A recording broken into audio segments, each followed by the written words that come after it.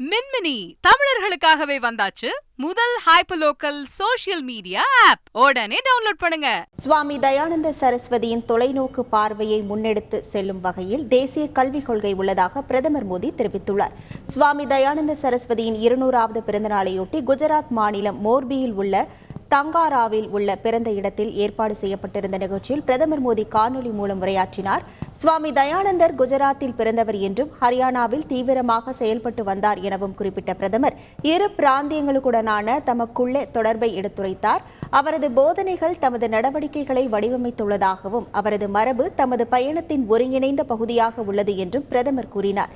தயானந்த சரஸ்வதியின் தொலைநோக்கு பார்வையை முன்னெடுத்து செல்லும் வகையில் தேசிய கல்விக் கொள்கை உள்ளது என்று குறிப்பிட்ட பிரதமர் உள்ளூர் பொருட்களுக்கு முக்கியத்துவம், தற்சார்பு இந்தியா, சுற்றுச்சூழலுக்கு ஏற்ற வாழ்க்கை முறை இயக்கம், நீர் பாதுகாப்பு, தூய்மை இந்தியா, விளையாட்டு மற்றும் உடற்பயிற்சி ஆகியவற்றில் ஆரிய சமாஜத்தின் மாணவர்கள் மற்றும் நிறுவனங்கள் பங்களிக்க வேண்டும் என்று கேட்டுக்கொண்டார்.